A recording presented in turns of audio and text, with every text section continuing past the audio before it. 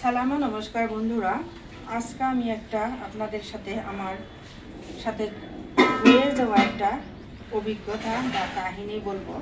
সেটা হলো, একটা শিক্ষিত মানুষ আমার কাছে টাকা ধারে নিয়ে কিভাবে আমাকে ঠগাইলো। এরকম ঘটনা আমার অনেক ঘটেছে। তবু আমি এই শিক্ষিত মানুষের যে অশিক্ষিত মানবতা, সেটা কি আমি আপনাদের সাথে শেয়ার করব আজকে। তো শুনুন ধৈর্য সহকারে।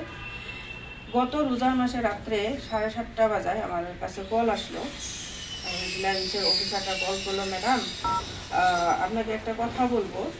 বলতে লজ্জা লাগে, কেননা রোজার মাস, বস্তুর এত দাম, চলার এত কষ্ট, আর আপনার লাইফস্টাইল আমি জানি যে কত কষ্ট করে জীবনযাপন করতেছেন। কেননা আমি ভাড়া ঘরের বাসিন্দা, 2টা ছেলে মেয়ে নিয়ে আমি সংসার চালাচ্ছি। সমস্ত পরিবারের দায়িত্ব আমার উপরে। তো বুঝতে পেরেছেন তাহলে আমার কত কাজ, কত ডিউটি, কত মানে সুস্থ জীবনযাপন। ঠিক আছে, তো উনি আগে এগুলো বলেই নিয়ে বললো যে আমার বাবা হসপিটালে আছে, আইসিইউতে আছে, আমাকে 500 টাকা ধারে দেন। আমার ছোটো ভাইটা মাছের বাজারে গেছে, মাছ কিনে নিয়েছে হাতে, কিন্তু এখন ওনার কাছে মানে আমি ওনাকে টাকা ট্রান্সফার করতে পারছি না, কারণ তখন ব্যাংকিং প্রসেস কিছু সমস্যা ছিল, ওটা আমি জানি, আমি ওইটা জ্ঞাত। তো দেখেন, একজন শিক্ষিত অফিসার মানুষ হইয়া রোজার মধ্যে যখন নিজেই বললেন, আর উনি বলেছিলেন সাথে সাথে, আপনি যদি বিশ্বাস না করেন, আমি বাবার শপথ নিয়ে বলছি, আমার বাবা এখন হসপিটাল আছে। এরকম যখন বিপদে পড়ে মানুষে যখন আমার কাছে টাকা ধারে খুঁজবে, তখন কি আমি দিব না? নিশ্চয়ই দিব। আমার কাছে 1000 টাকা থাকলেও আমি 500 টাকা ওনাকে আমি ধার দিছি। উনি বলেছিল আমি কালকা ওইখানে 2টা 2:30টার মধ্যে আপনারে আমি দিয়ে দেব। ঠিক আছে, তো এইরকমভাবে বলার পরে আমি কিভাবে থাকি যে উনি যখন বিপদে পড়ছে, মাছ কিনে রাখছে ওনার ছোটো ভাইয়ে, রাত্রে কী খাবো, সেহেরি কী খাবো, সেগুলা তো কোনো মানে একটা সমস্যার ব্যাপার। তো মানুষকে উপকার করাটা আমি একটা বড় কাজ বিলা ভাবি।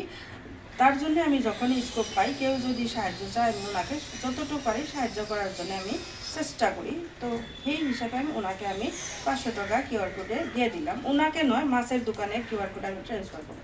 ঠিক আছে, তো তারপরে দিন তো 2:30 বাজার দিলই না, আমি কল করি নাই। নেক্সট আমি কল করা শুরু করলাম যে কি ব্যাপার, আপনি তো 500 টাকা দিলেন না। তো উনি বলে আজ দেবো, কাল দেবো, এরকমভাবে আজ অবধি উনি আমাকে টাকাটা দেয় নাই। আর ওনার সাথে আমার পরিচয় কিভাবে হলো, আমার একটা ছোটো মোটো পলিসি আছে, তো ওটা আমি আমার কষ্টের জন্য আমি প্রিমিয়াম দিতে পারি না, তো ওটা আমি উইথড্রল করতে গেলাম ওনার অফিসে। উইথড্রল করার পরে গিয়ে দেখি আমি 50% লস খাই। তো তখন আমি কি ভাবলাম যে না, তাহলে আমি উইথড্রল করি না।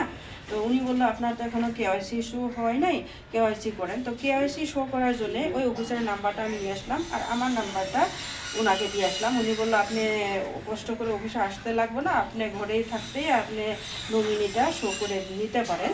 তো ওই হিসেবে পরিচিত কন্ট্যাক্ট নাম্বার আদান প্রদান হয়েছে। তো ব্যাপারটা হলো যে মানুষের কি চরিত্র, কি মানবতা। রোজার মাস, ওনার বাবা আইসিইউতে আছে, ওইভাবে আমার সাথে টেকনিক করে 500 টাকা ব্ল্যাক ম্যাজিক করে খাইলো। উনি কি একবার ভাবছেন ওই আইসিইউতে 500 টাকার সাথে শূন্য কয়েকটা এড হইতে পারে? 5,000ও যাইতে পারে, 50,000ও যাইতে পারে, 5 লাখ টাকাও যাইতে পারে। ওগুলা আমাদের বিবেকে ধরে না যে আমরা মানুষের থেকে কীভাবে ব্ল্যাক ম্যাজিক করে খাই, আর খাওয়ার পর আমাদের থেকে কীভাবে আল্লাহ আমাদেরকে নিয়ে নিব। তো এরকম ধরনের অভিজ্ঞতা আমার জীবনে অনেক আছে। তো তবুও আজ অব্দি আমি শিক্ষা পাইলাম না। যে যেভাবে ভালো কথা বলে, আমি ভাবি সে ভালো কথাই বলছে, সত্য কথাই বলছে, আমার মতো সবাই ভালো মানুষই। তো আজ অব্দি শিক্ষা পাইলাম না। যাই হোক, এরকম ধরনের শিক্ষিত মানুষের থেকে আপনারা সাবধানে থাকবেন। কখনো কাউকে টাকা পয়সা ধারও দিবেন না, নিষ্ঠুরতা নিয়ে চলবেন। আজকাল কাউকে বিশ্বাস করা যায় না। এখন আমি ধীরে ধীরে বুঝতে পারছি যে ডান হাতকে বাম হাতে আজকাল বিশ্বাস করা যায় না। শতবার ভাবতে লাগবে যে মানুষটা ভালোই বলছে না খারাপ বলছে, যদিও হাজারো শিক্ষিত হোক। আজকাল আমি যা দেখছি, শিক্ষিত মানুষের থেকে অশিক্ষিত মানুষেরই মানবতা অনেক অনেক মানে অর্ধেক মাপের আছে। তো ভালো থাকবেন সবাই, সুস্থ থাকবেন। ধন্যবাদ।